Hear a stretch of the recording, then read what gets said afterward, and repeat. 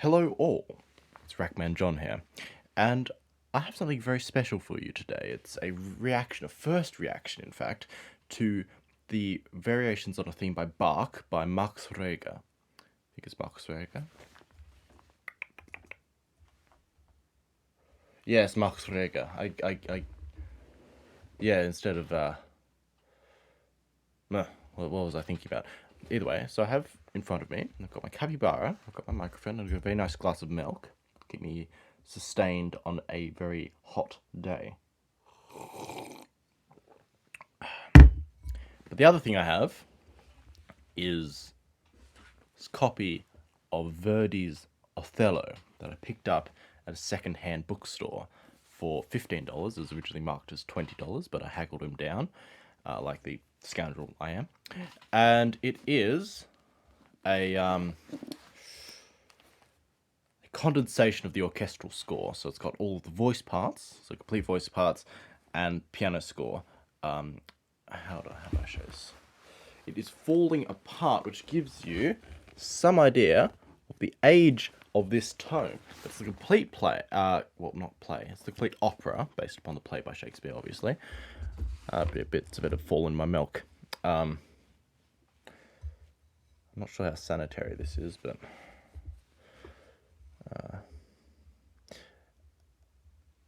and I'd like you all, just while I clean this out of my milk, bits of disintegrating book, etc., guess how old this particular item is. And the rest won't kill me, so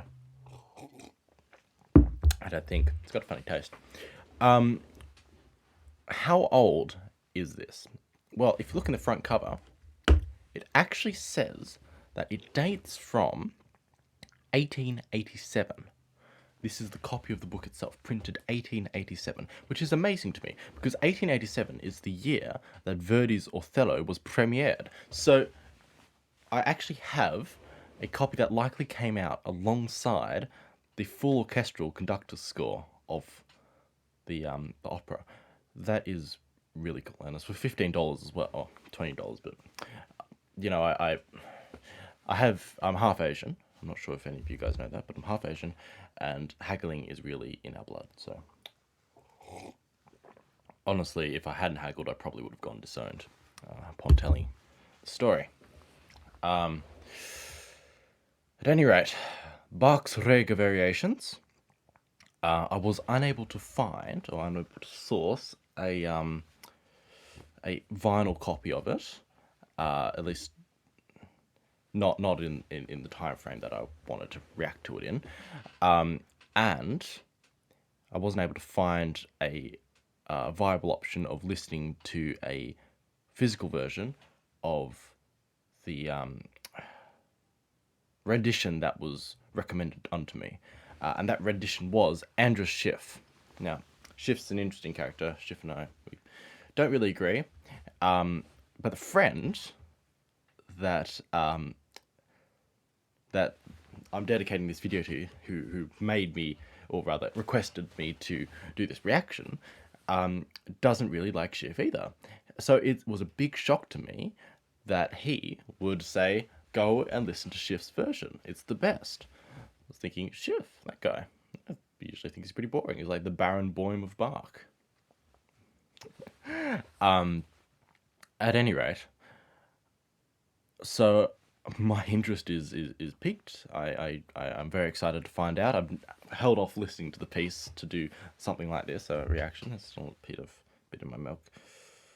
Oh dear, oh dear, oh dear, oh dear. Come back here. There you are. Yeah, it's over 130 years old, that book, so 135 if memory serves. So, who knows how many colonies of mold and bacterium are currently swimming around. It still tastes alright though. I mean, I will be honest with you.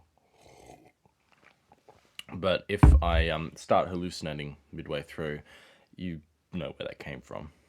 Either way, so, without further ado, I'm going to hop over onto my computer here, just slightly out of sight, and begin to play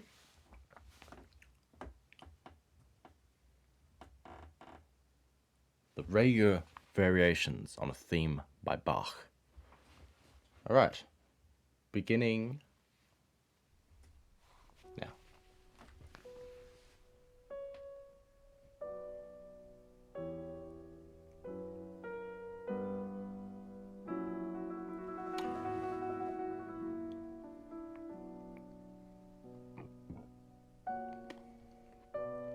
Now, one of the main selling points of this particular recording, as I have heard, is that it's a lot slower than the others. Now, I like slow play. I like, very meditative, methodical play. So,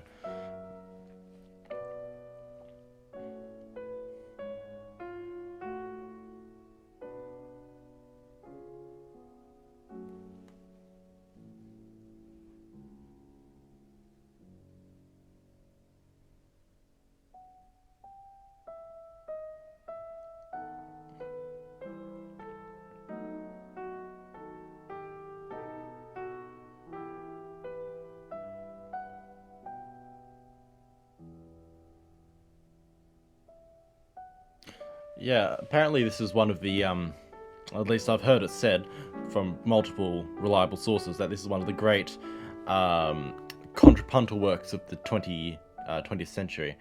For example, I think Busoni's Contrapuntal Fantasy, I don't remember exactly quite how to say the name. Yes, Busoni's Contrapuntal Fantasy, a couple of selections by Sorabji, and Godowski's Passacaglia. Yeah, it's probably the Rachmaninoff Variations on a Theme by Corelli. I'm not sure, either that or Chopin. But yes, those are the flag bearers of modern counterpoint. We, of course, being in the postmodern era where nothing interesting comes out. I tell a lie, but certainly nothing comes to mind at present.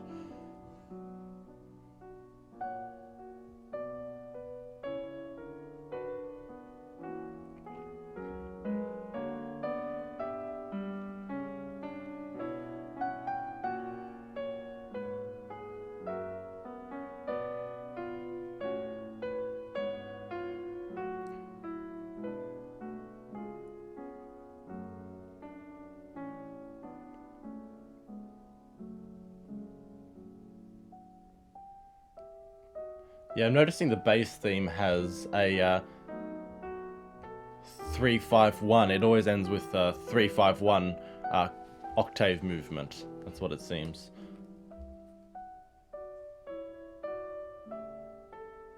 And I see a 1816 time signature coming up.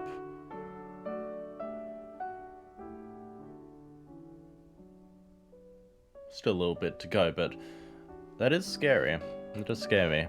As someone who's most of the way learned the Boogie Woogie Variation in Beethoven's 32nd Sonata, I'm not a stranger to such monstrous signatures.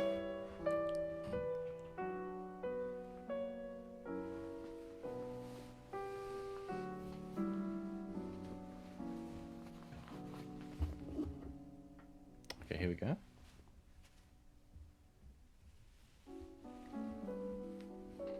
Yeah, I see it.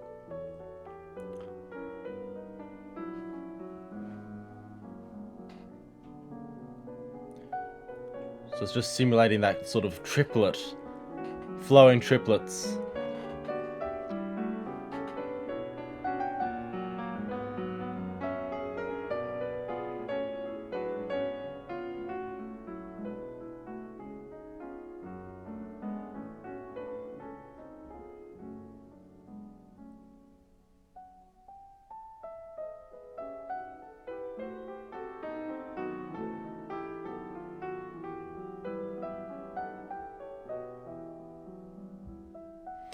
Yeah, decrescendo's down to pianissimo or pianissimo. Maybe I just have the volume up too high, but usually you can hear in the tone quality. Yeah, my volume's only at 50, so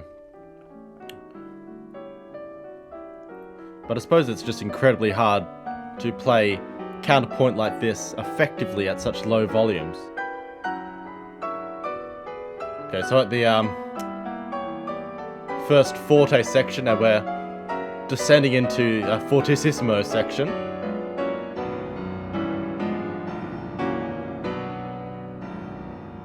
Very much letting the bass rip there. I like that. I like that a lot. I see why this is a good preferred recording. So in the grave assai, or grave, depends how you want to pronounce it really. It's really playing with the resonance.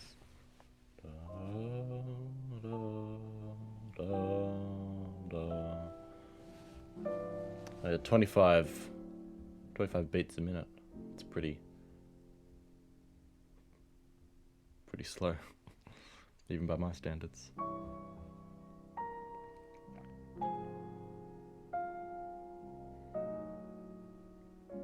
Although I do remember wanting to play the Saint-Saëns piano concerto at 25 beats per minute. I was prevented sternly by the conductor.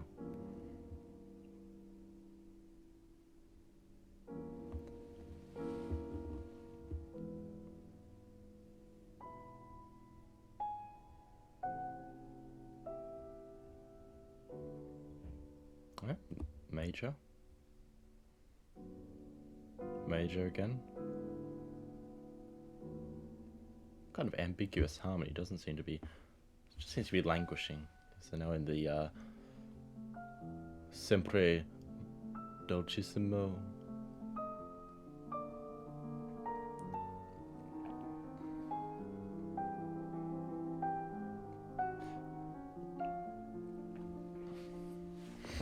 Yeah, it's horrible, because I just got a score video over there.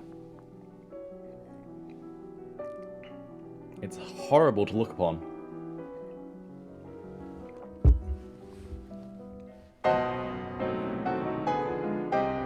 Ah, here we go.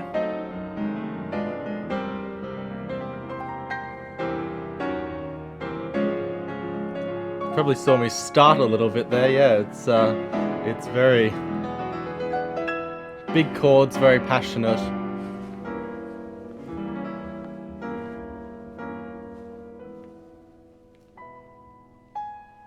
Now we're back to piano. Oh well, quasi piano.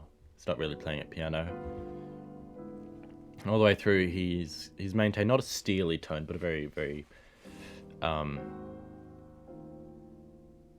strong tone.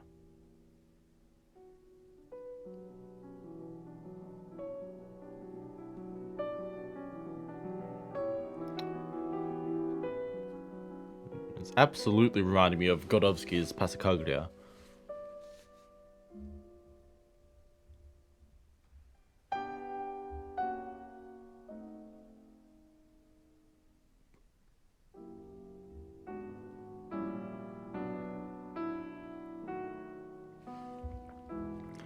Yeah, he kind of missed out the FP there. I'm not going to criticize too much, but I was thinking, I love dynamic contrast. I love it. Just seeing all the dynamics. I mean, the only thing I'm going to have to do is learn this and play it myself, which, you know what, I might do it one day. Just depends how much time I have on my hands.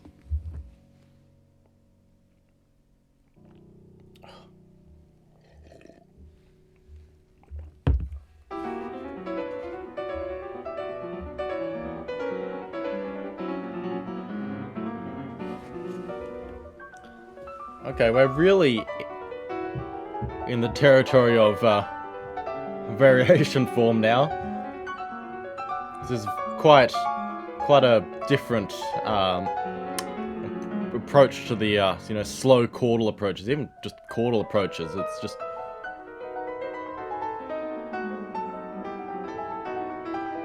a lot of 3 against 2.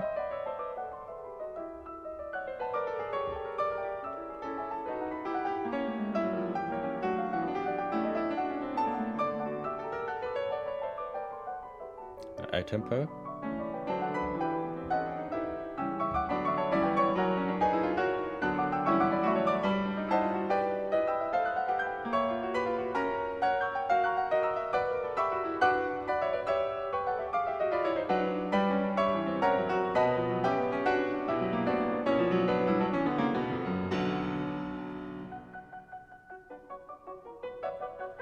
Nice. Very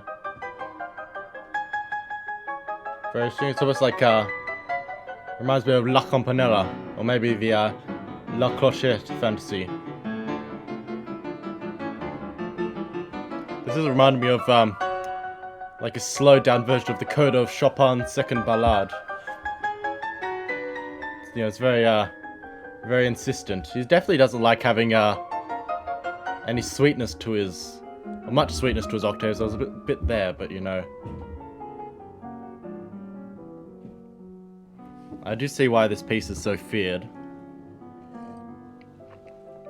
Good grief. And this part in itself isn't so bad, but it's the fact that he's slacked off on the technical side of things, at least a little bit, that really puts the rest into perspective.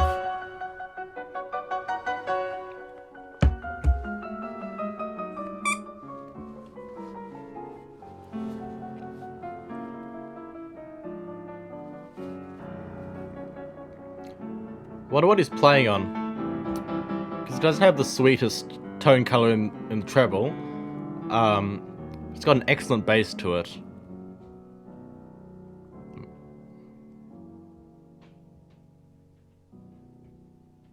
I guess, oh, doesn't sound too much like a Bosendorfer, but I see. Time signature change.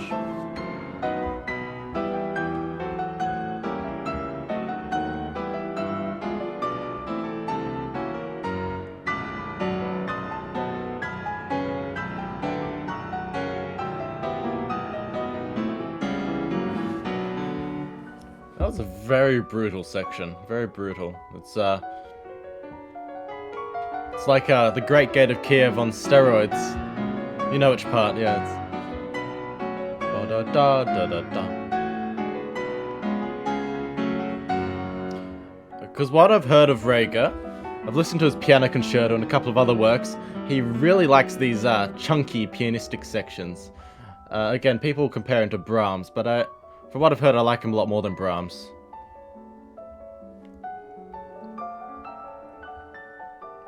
At least I give Brahms a pass on clunkiness, because I think it works here, because Brahms is clunky, but then he backs down from it. This here is, it's a bit like the attraction of Usfelskaya.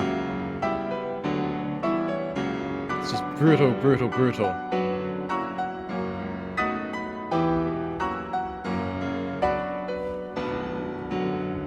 What a chord progression that was, wow. I'm liking that, I'm liking that.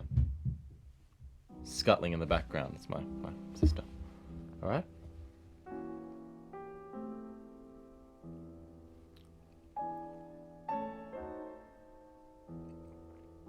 Now a slow variation, although it's all pretty slow. Which I'm very much enjoying, actually.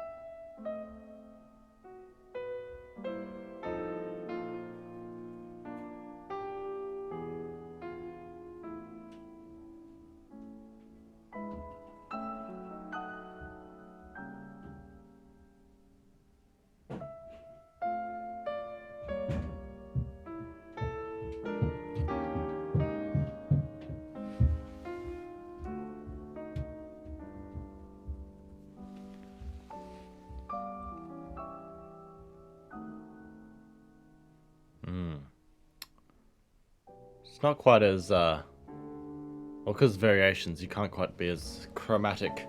I was listening to, Feinberg's Third Sonata. It's one of my favourite pieces, actually, at present. Feinberg's Third Sonata. Just relishing how chromatic it is, how many passages it uses. Now, this is a pretty section. I heard this idea before. Octaves, or octaves with bits in it in the right hand, and a constant triplet flow in the left. Alright, next variation. Dotted rhythms. Okay. Change it between counting 4 per beat and counting 3 per beat.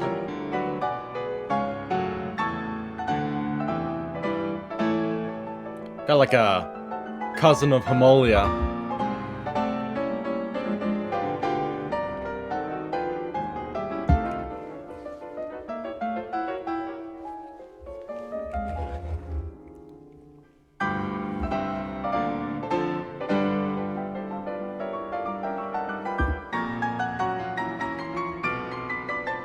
Sounds like almost a very, it's like the demonic lost variation of Schumann Carnival.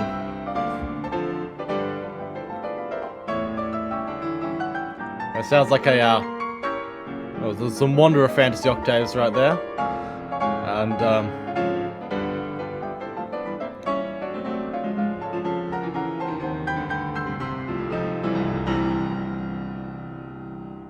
I also heard that this was a live recording, which is very good. Excellent for a live recording, and I don't hear any coughs. Not yet. Big stretches in the left hand. I mean, it's only a 10th, I suppose, but...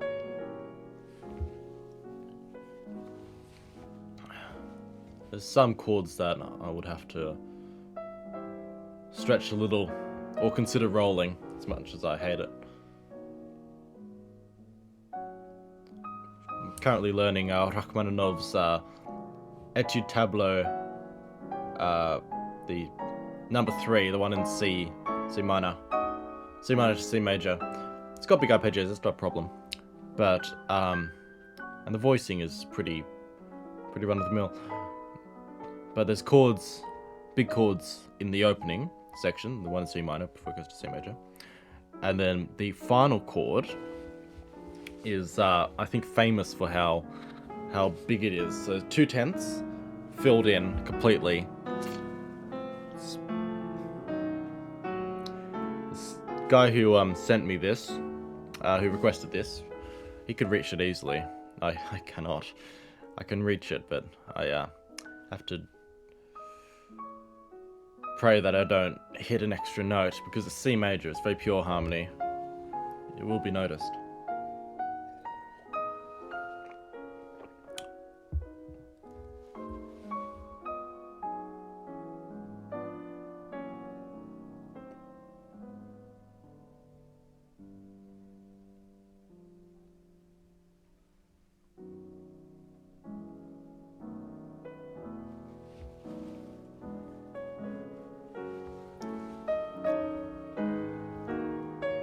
Lovely little chorale going underneath the main melody here.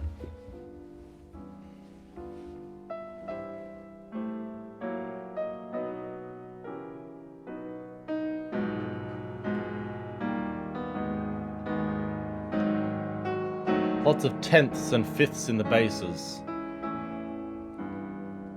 Brahms would probably be using a lot of sixths.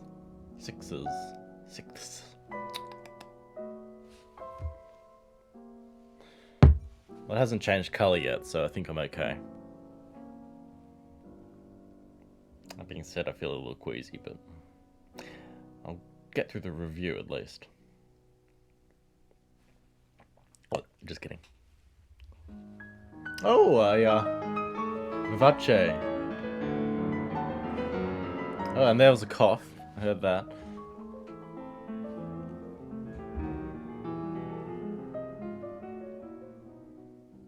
Yeah, lots more chromatic shenanigans. Using runs, etc.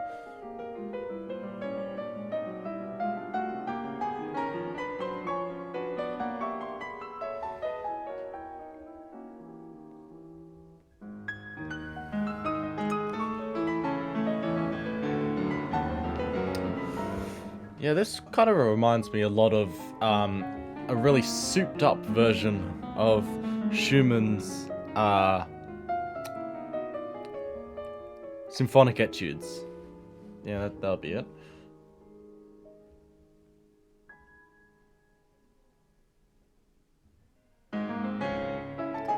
Yeah, the variations just keep getting faster. Oh, it's the Addams Family. Very nice.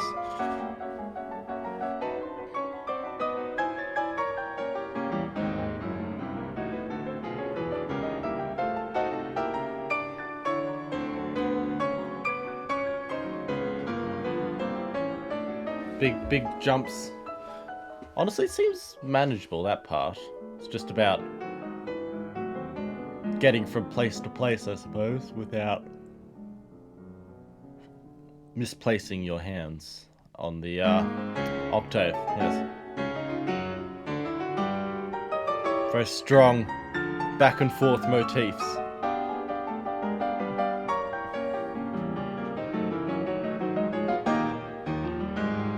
Yes, those jumps will be quite treacherous.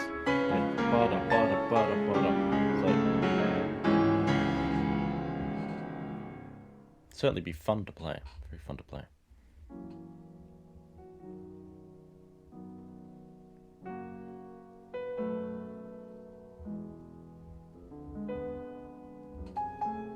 Seeing something looking a little more romantic come up, we might actually get some left-hand arpeggios. Whether or not it sounds a bit more like a nocturne is, well, it's up to interpretation, I'm not sure, but...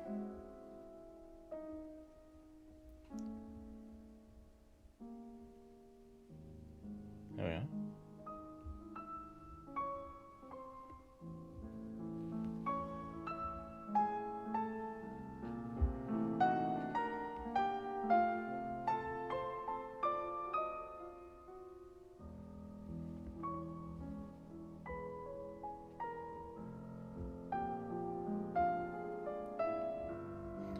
Got some very floral harmonies in here.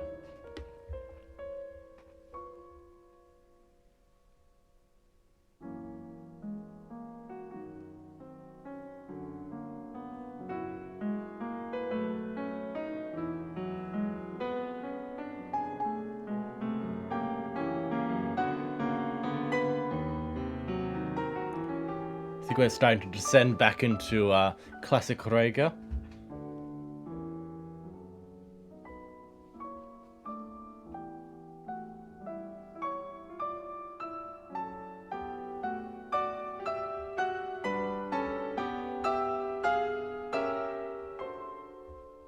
By the looks of it, actually, no, we're escaping. I thought we were going to get back to the pounding chords and octaves. I was almost excited, actually.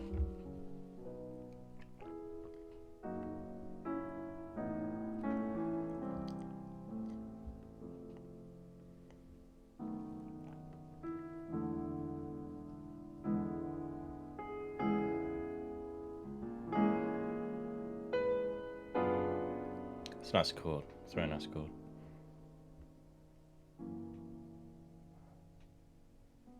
Picardy third. Oh, nice.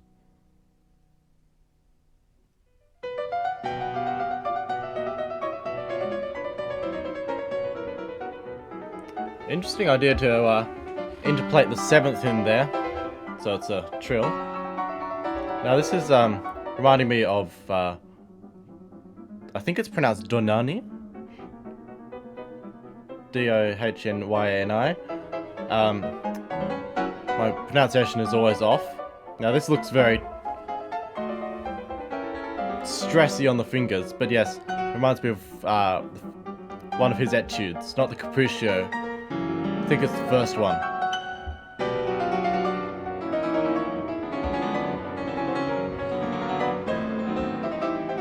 That's a very evil page.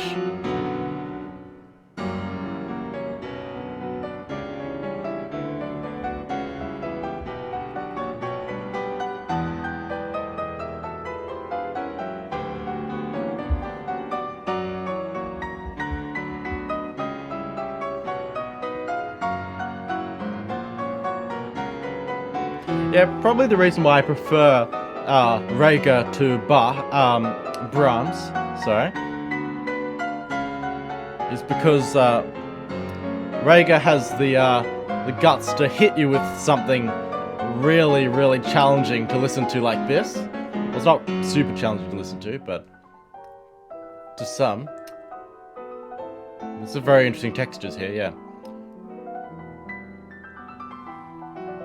Yeah, it reminds me a lot of impressionistic music. The maybe Saint Saëns with a couple more notes. Yeah, but definitely sounds a bit French.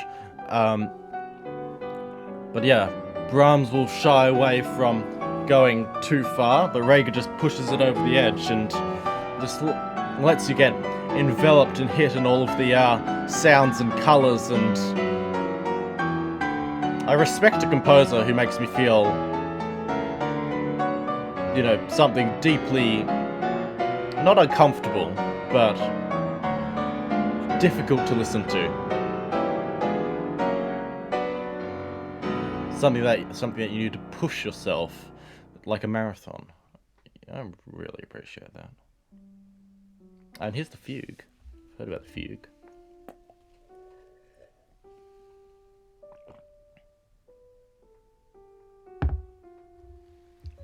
Love a good fugue. Nice.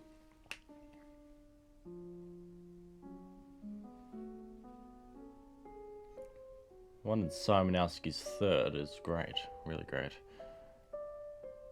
Second as well. I think second's probably my favourite by Simonowski, but it's mainly for the coda.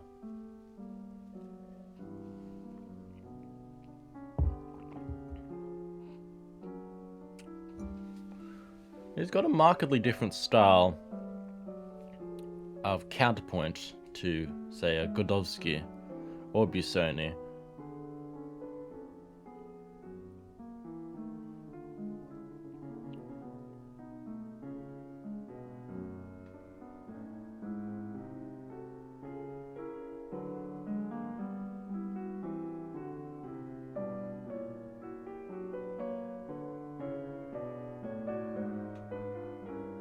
I find this is a lot more angular than Godowsky's.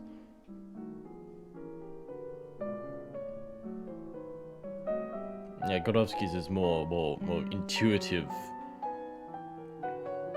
Sounds like something you'd improvise very slowly and then speed up later. This, however, it's got a layer of sharpness to it. I quite like it. It's not, might be everyone's cup of tea, but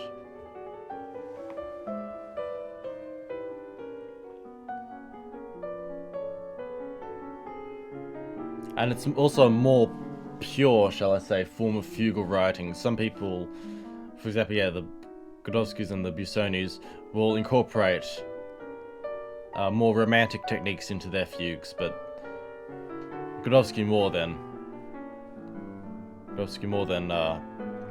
Busoni, but this is a very, I mean, just to look at it on paper, it's a very pure fugue. It's nothing but four voices in counterpoint, you know? Schiff is doing a marvellous job with it. Marvellous job.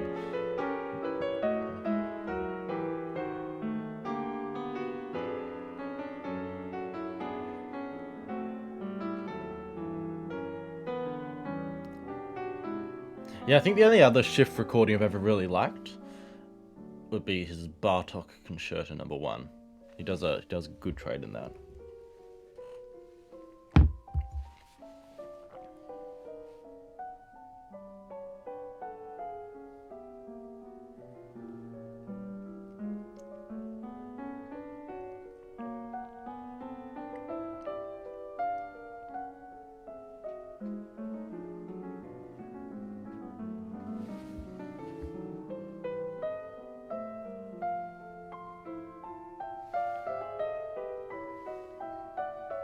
We're in the last 5 minutes now, actually, so tempo's just kicked up to 108.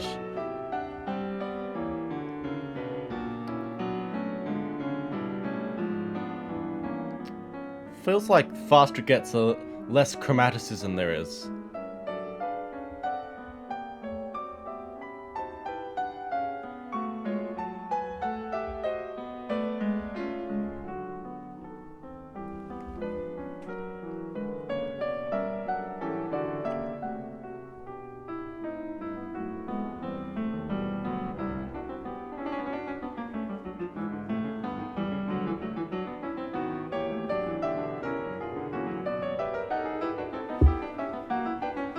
Right, we're getting a lot of semiquavers.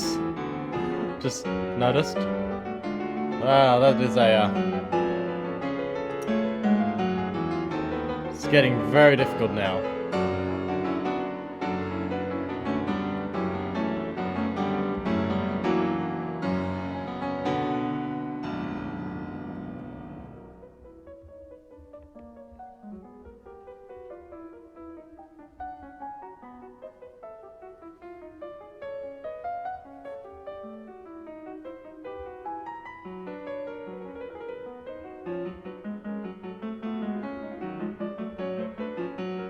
Slowly building tension as the voice is back in. Very well done by Reger.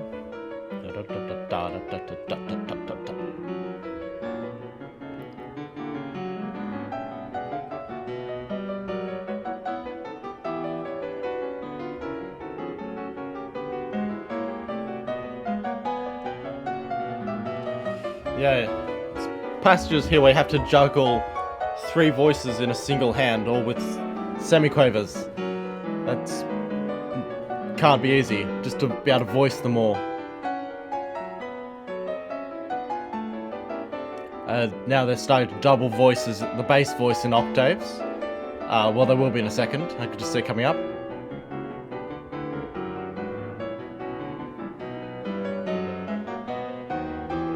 So the theme coming out in the bass. So no wonder it's doubled, because that is the theme.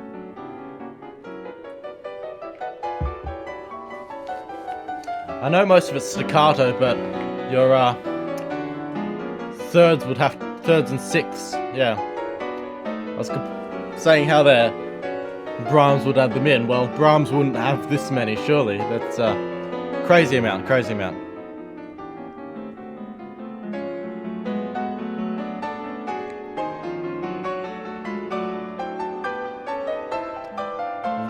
Back to more octaves with single voices inside.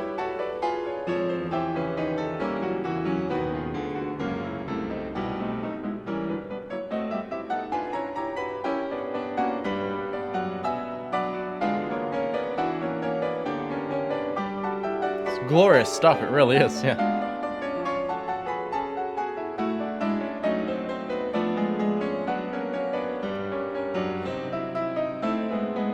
Right. Reaching fortissimo.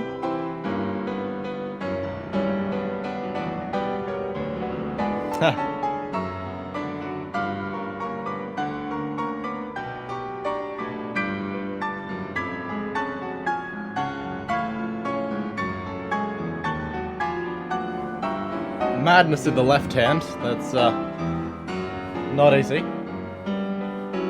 Not easy at all.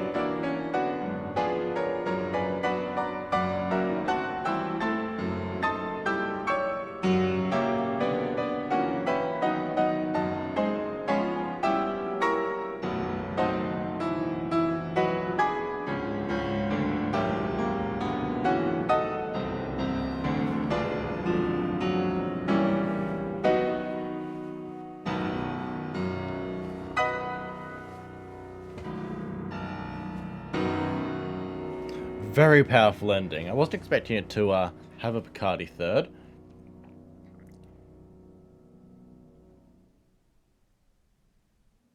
Yeah, it seemed to end, not suddenly, but it seemed to say everything that it could say and then not burn itself out, but put itself out. Like, it's very controlled, very... and cut, you know? Well then, what a wonderful experience that was. I must say I'm very impressed. I was expecting to be impressed, and I came in and I was very impressed. And I don't think it's whatever fell into my milk, although my stomach's beginning to hurt, so I'll see how I go. Sacrifices to make for you guys, right?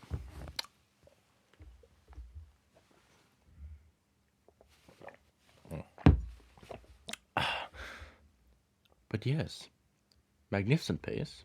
Deserves further listening. I need to listen to more Reger. If any of you in the comments have a piece that you'd like me to listen to, I'll be very happy to do so. What I've got left to listen to, I've got one more piece that I'm going to listen to today. or rather an album. It's been sent to me by one of you guys, and I will be listening to them very shortly. I'll probably wait until this present nausea passes. It's only very light, but present passes, and then I will get on to listening to that immediately. But until then, feel free to put down suggestions in the comments, and I suppose that's all for today. Well, thank you very much for tuning in. It's been a pleasure listening alongside you, and I wish you an excellent day. Thank you very much. Goodbye.